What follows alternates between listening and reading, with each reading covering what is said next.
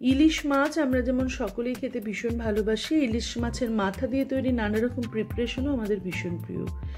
ইলিশ মাছের মাথা দিয়ে কচু শাক, কুমড়ো ঘন্ট, লাউ ঘন্ট, বাঁধাকপি ঘন্ট, এইসব প্রিপারেশন তো আমরা খেয়েই থাকি। তবে অনেকেই মনে করেন ইলিশ মাছের সাথে আলু যায় না।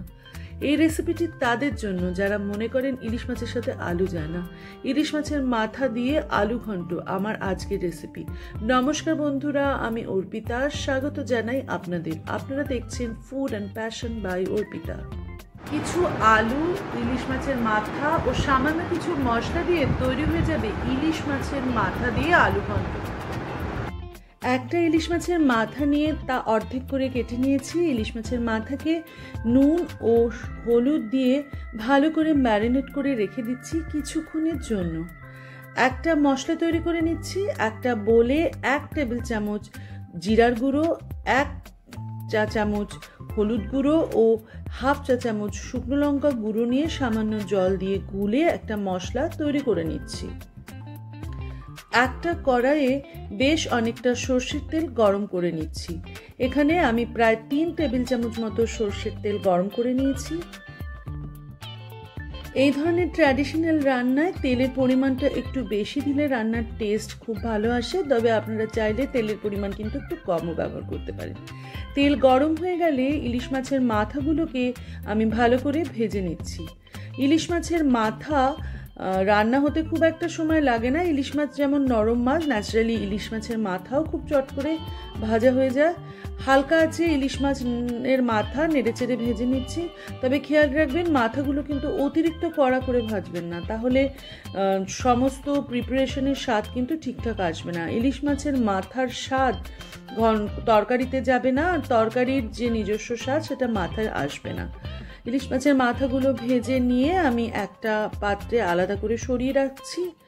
ওই তেলেই ফোড়ন দিচ্ছি একটা শুকনো লঙ্কা ও 1/2 চা চামচের মতো গোটা জিরে ও শুকনো লঙ্কা হালকা আঁচে খুব ভালো করে ভেজে নিয়ে আগে থেকে তৈরি করে রাখা মশলা দিয়ে দিচ্ছি। কম আঁচে খুব ভালো করে নেড়েচেড়ে মশলাটিকে আমি কষিয়ে নিচ্ছি। যে কোনো রকম মশলা কষানোর সময় আমরা সামান্য সামান্য জল ব্যবহার করি যাতে মশলা পুড়ে না যায়। আমি এখানে মশলার বাটি ধোয়া জলও ব্যবহার করেছি যাতে মশলা খুব ভালোভাবে কষে যায়, কোনো রকমভাবে পুড়ে বা খারাপ না হয়ে যায়। আমি এখানে অল্প অল্প জল ব্যবহার করেছি, তবে সেই পোর্শনটা আমি শ্যুট করিনি।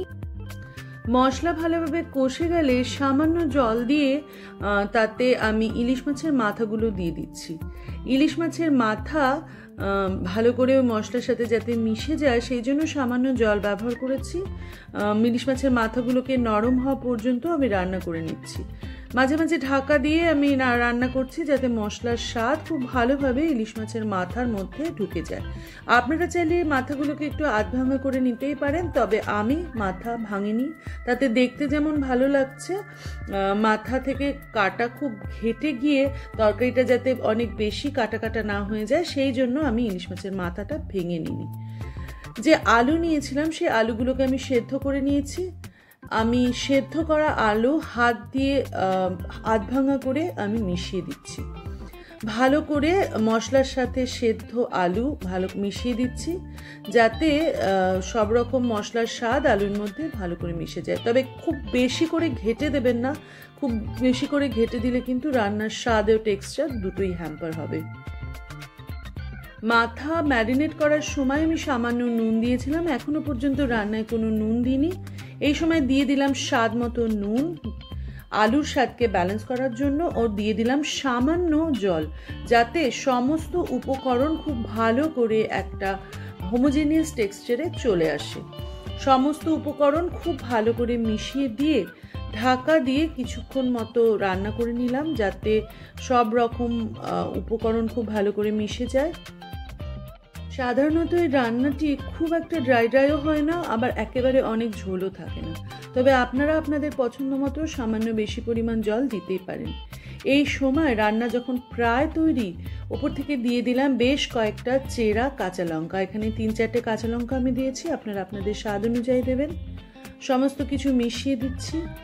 এবার রান্না প্রায় শেষের পথে। এই সময় যে জিনিসটি আমি রান্নায় দেব সেই জিনিসটি একমাত্র জরুরি রান্নাটিকে দারুণভাবে স্বাদযুক্ত করার জন্য। দিয়ে দিলাম 1 টেবিল চামচ মতো ভাজা জিরের গুঁড়ো।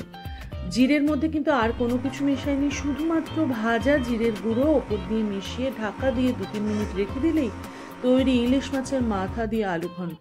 এত দুর্দান্ত স্বাদ, আপনারা যদি একবার ট্রাই করেন না, বারবার ট্রাই করবেন। আপনি আপনাদের কথা দিচ্ছি, এই রেসিপিটি অবশ্যই একবার ট্রাই করে আমাকে জানাবেন কেমন লাগলো। এই দারুণ স্বাদের ইলিশ মাছের মাথা দিয়ে আলু ঘন্টর রেসিপি জানাতে ভুলবেন না। যদি ভালো লেগে থাকে আমার চ্যানেলটি সাবস্ক্রাইব করে পাশে থাকা বেল নোটিফিকেশন অপশনটি সিলেক্ট করে আমার পাশে থাকবেন।